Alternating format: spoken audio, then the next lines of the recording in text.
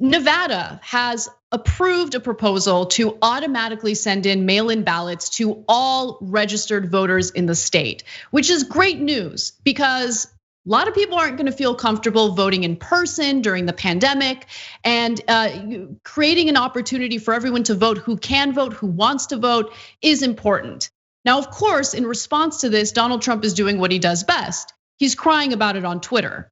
I mean, this guy who has tried to position himself as an alpha male is again crying on Twitter, as I say often, like a little bitch. So here's what he had tweeted. In an illegal late night coup, he argues, Nevada's clubhouse governor made it possible for Republicans to win the state. Impossible for Republicans to win the state. Post office could never handle the traffic of mail-in votes without preparation, using COVID to steal the state. See you in court. Okay.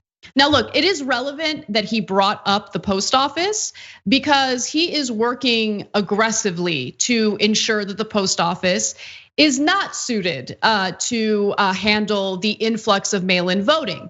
And I say that because the Postal Service's board has just hired a Trump donor and loyalist as the Postmaster General. This is an individual who has a vested interest in private companies that serve as competitors to the post office. So, the UPSs and the FedExes of the world.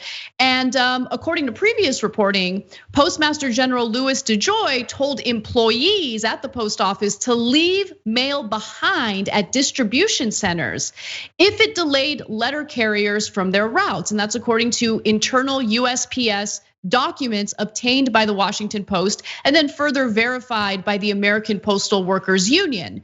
Traditionally, postal workers are trained not to leave letters behind and to make multiple delivery trips to ensure timely distribution of letters and parcels. So if you happen to be one of the many people who experience delays in your packages getting delivered, this is exactly why that's happening.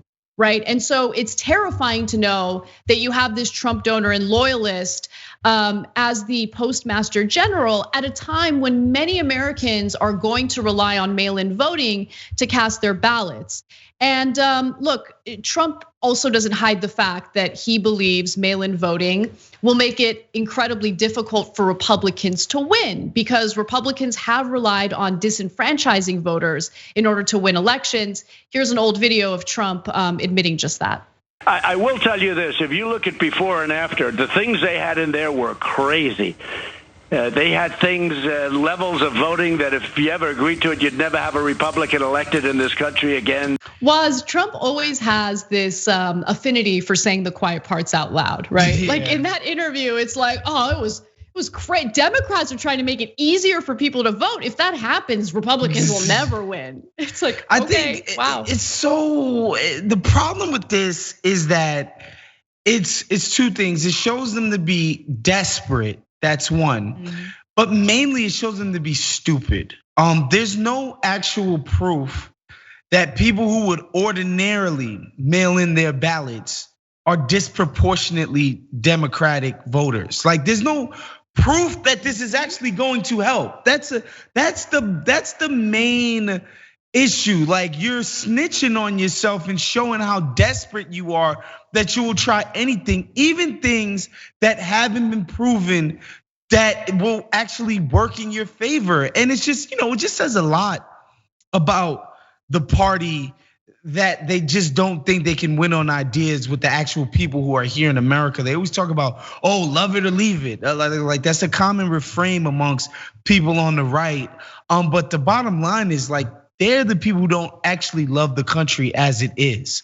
Like the idea that you would be trying to like these extremely undemocratic, and then part of it too is that like there are a lot of poor Republicans, like a lot of poorly educated. Like when you hear elitist sort of conversation, discourse about, hey man, you should have to pass some type of competency test. Like these idiots in our country shouldn't have a say in the way things go. Like that, like I don't think that's gonna work out for either. I don't think any party has a monopoly on stupidity. I don't get it on either side. Like this idea that you would, disenfranchise people who don't have a lot of means, like that that like in the middle of the country, man, those people are your people oftentimes. So it's just a weird strategy. It's just a weird reframe. I mean, I get it in the sense that the numbers, the polling is just looking dire for Trump at this point, but I just don't get it. Like, as far as logically, it makes no sense.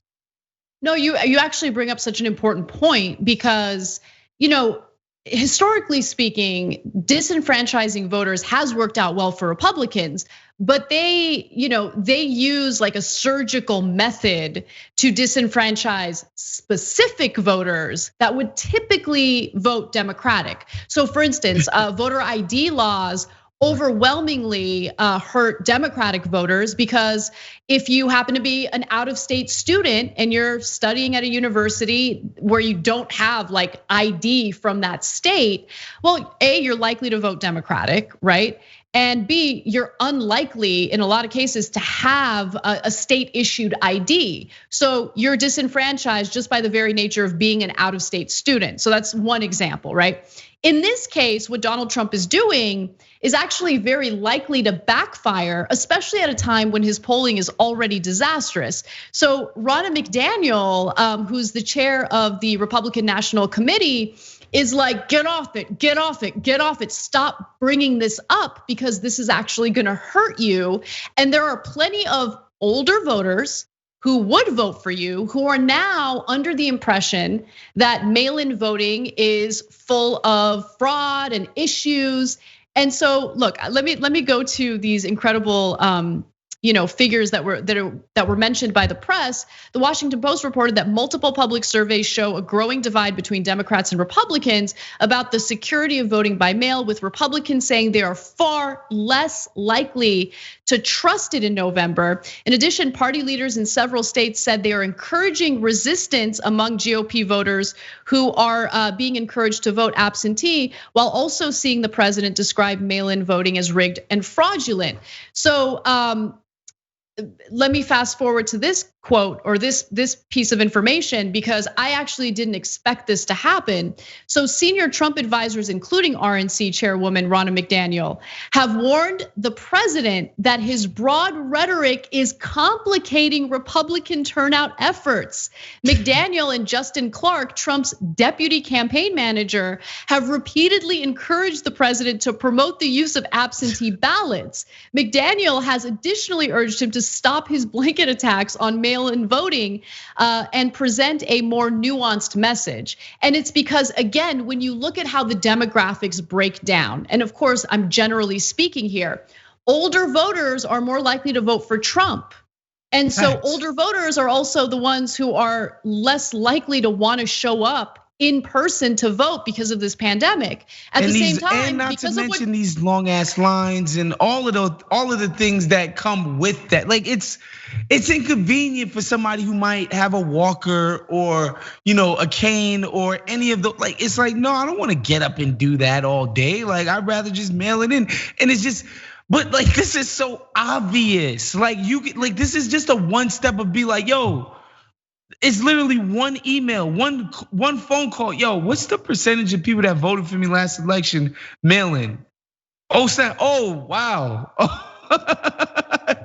But he's one of these guys who doesn't take advice from anyone. He doesn't investigate anything. He doesn't study up on anything. I mean, remember when he was gonna go meet up with Kim Jong-un to negotiate denuclearizing their country, reporters asked him, like, what kind of preparation have you done before this meeting? And he's like, I didn't do any preparation. It's my feel, it's my touch. That's like literally what he said. And of course, he bungled that because he's a clown who has unearned confidence. And by the way, to your point about how he's panicking and he's desperate, some new data on the general election isn't looking good for Trump. So I just want to quickly go to this map, which shows that electorally speaking, Biden is up to 297 electoral votes, where Trump is at 170. And so what exactly changed? If you look at some of these specific states, right?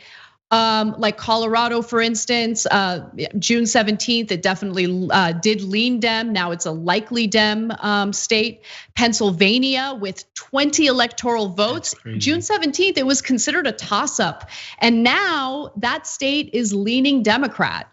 New Hampshire was a toss-up, now it's leaning Democrat. Nevada, toss-up in June 17th, now it's leaning Democrat. And by the way, same with Florida, although I've learned my lesson to not really rely on Florida for anything. Don't do that with Florida. We're done with Florida. Like, they've screwed up enough things for us in the past. We're done with Florida. But what I will say, you know what this will accomplish is that, it's the classic playbook of whenever something or somebody comes out against you, you discredit that thing or that person.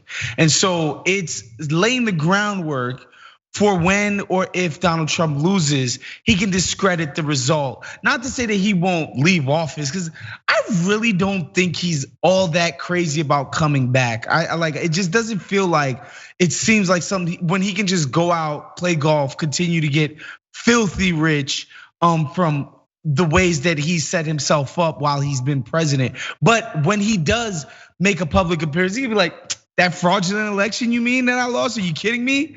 Obviously I was gonna win, but it was the mail-in, it was the this, it was the that. He's sort of, laying the groundwork so that when or if he does lose, there's an excuse, there's a way to discredit the result. That's what that feels like to me. It's like when somebody comes out and says, it's like when somebody says, oh, this person raped me. Oh, she's a whore.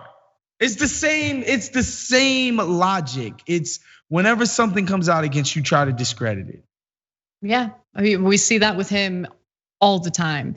And by the way, sorry, Anna, to interrupt you. Not because what he's not doing is like addressing the issues like, well, maybe why are people not into you right now? Because obviously that's not what he would want to do. It's like, no, there's gonna be this, this conspiracy against me to screw me out of the presidency this time. Yeah, he's delusional, just refuses to ever take responsibility for his faults, for his flaws, and likes to discredit anyone who says anything that he perceives as a slight against him. Thanks for watching The Young Turks, really appreciate it. Another way to show support is through YouTube memberships. You'll get to interact with us more. There's live chat emojis, badges. You've got emojis of me, Anna, John, JR. So those are super fun. But you also get playback of our exclusive member-only shows and specials right after they air. So all of that, all you gotta do is click that join button right underneath the video. Thank you.